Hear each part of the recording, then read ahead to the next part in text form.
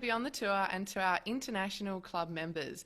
Today we have a special episode of Caught Up with Karis featuring our legendary IC member Mark Woodforde.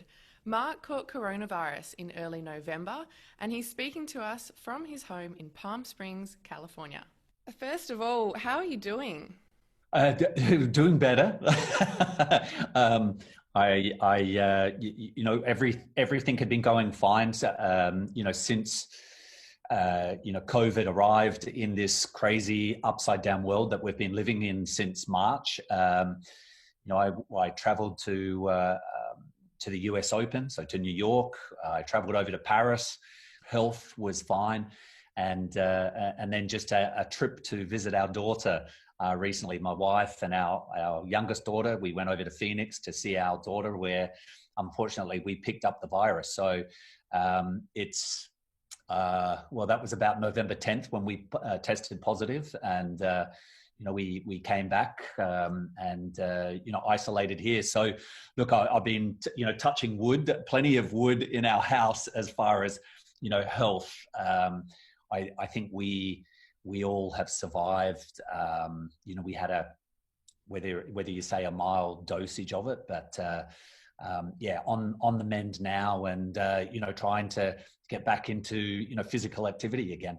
You mentioned Erin, your wife, and your daughters as well, Maddie and Elise. I mean, Australia's been pretty lucky, Mark. We haven't had a lot of cases and we've been quite distant from the virus.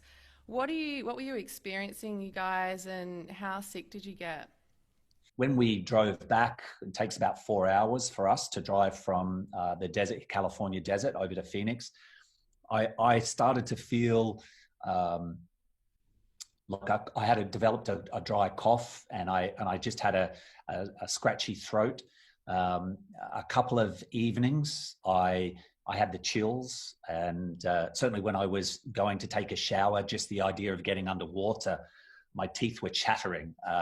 When I got into bed, the temperatures weren't too low here, but I just was freezing. I didn't have any fever, and I had a few aches and pains in my back and my shoulders. But when we were in Phoenix, we were actually moving our daughter into a new apartment, and so I did all the heavy lifting, which I'm not used to doing that too often. So it was when our daughter reached out to us and said that she was not feeling great. She went off and had a test on campus and came back positive. So we, of course, went the following day here in the desert, and our results came back positive. So we've over and done with all of the isolation, and we're just trying to build back up again. I really only felt off for probably about 48 hours, and the rest of the time, I was actually feeling okay. I just made sure that I was resting rather than just try to overdo things. But that was our experience. Oh, it's good to hear you're back on the mend, Mark. I know you're a keen golfer. When can we expect to see you back on the course? That's already happened. Excellent. A bit rusty, or? Yeah. Look, I think during the early part of the year, with zero travel happening, it provided me the opportunity to, get back into playing golf a lot more often. I mean, I really put away my clubs for almost 3 years. I've been out on the range hitting balls and playing a couple of holes that near our house here, and I think I might get out there tomorrow actually and play with some of the fellas here that I usually participate with. Oh, excellent. Obviously, Mark, 2020 for the sporting world has been very different. You commentated at the French and US Open where they had the bubble set up. How did you find that? Yeah, I mean, wow, what a year.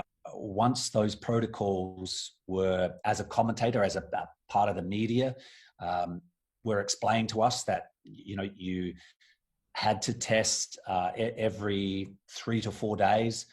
You were expected to test upon arrival. You were tested before entering the grounds.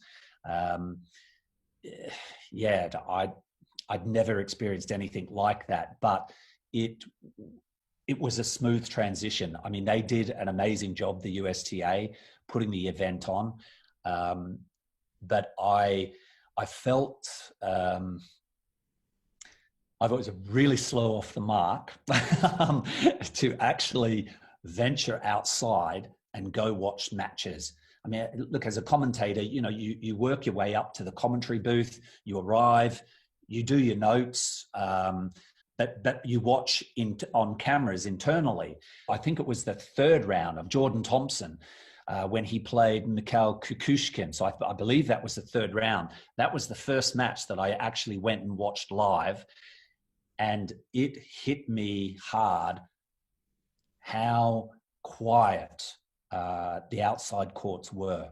I just remember Jordan Thompson when he played a pretty strong match against Kukushkin, and they had some phenomenal rallies. And I'm standing there, at the end of a rally, and I'm kind of like clapping, and I'm expecting, where's the roar? Where's everyone cheering and going nuts? The only person that was going nuts was Jordan Thompson. He was on his knees, got like, yes! But it was so quiet, and that echoed through the whole Billie Jean King Tennis Centre. They had to create all their own momentum and atmosphere, and some found it very tough, some didn't. But I think myself, I would have found it just so unusual to be playing without a crowd at a Grand Slam. You're the player representative on the ITF Board of Directors. How are the players in the bubble set up, not just with matches, but in terms of preparation, mentally? I think by that stage, the players were probably very eager to get out and play and compete. They hadn't been back on the courts, thanks to the hiatus, for that long. So I think there was still the excitement and relief that they probably were back competing again. And, not everyone was able to play a variety of other matches during the off season anyway. Working with the ITF and being on the board of directors there, and also chairing up the World Tennis Tour. So that's the lowest level, or the beginners level of tennis, where they play $15,000 events on the men's side. The calendar, unfortunately, has been depleted for those guys. And I know it's the same for the women as well, but at the pro level, there's been a number of tournaments that they could compete in. For the lower level, where there's not a lot of prize money available, there were a lot of countries that couldn't hold the tournaments. The number of events went way down, and it's been a hard slog for a lot of those players who have probably have faced the crossroads and made a decision that they have to retire because they just don't have an income coming in. And at that level, an income is so very precious to them. The Oz Open has just been announced for Feb 8th. What can Tennis Australia and the Aussie Open learn from and even improve upon from the previous slams that you've been to? Yeah, look, so I also went to Roland Garros, and their setup was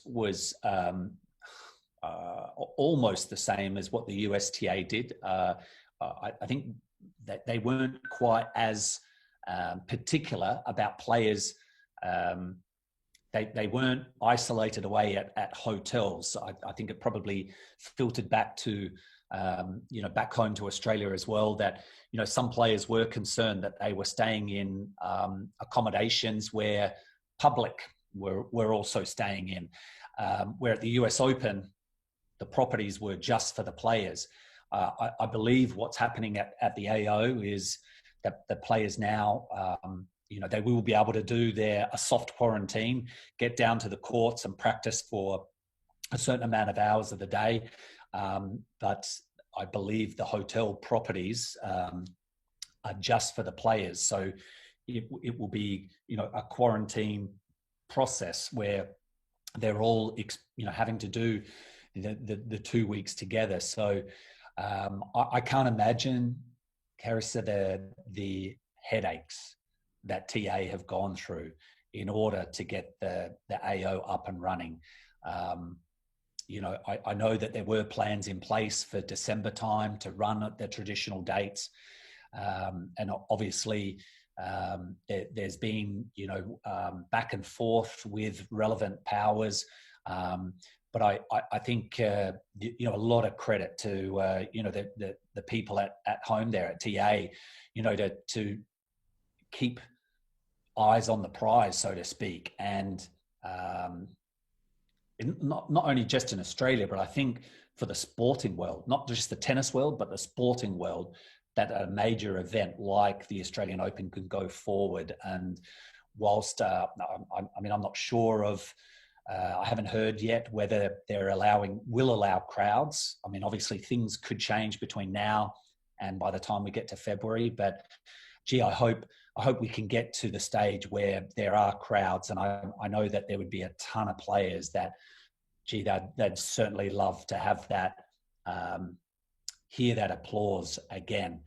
Have you spoken to any of the players, Mark, since Craig Tiley has sent out his letter, and how they feel on the protocols in place for the AO?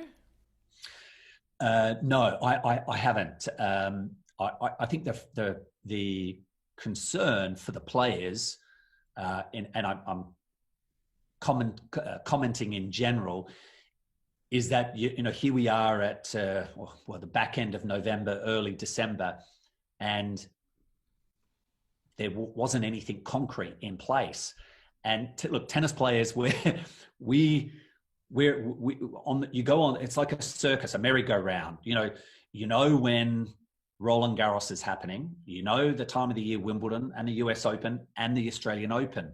And when things are not in place, it's hard to, set your year up, and how you train. And given that there was, because of this pandemic, the plans just, have been last minute. And, I think is unusual and probably for players, because they haven't got any to this stage. I'm sure flight bookings would have increased a tremendous amount in the last 24 to 48 hours. But, the fact that probably that they feel it's a bit last minute, but the beauty of it is they're all in the same boat. No one is getting an advantage. Look, maybe some of the Australian players are, because they're at home right now. They can prepare, acclimate, from this point on and get ready for the summer. But, generally everyone is in that same boat. So, it's just, I think there's a lot of relief now on TA side, as well as the players, knowing that the Australian Open's going forward.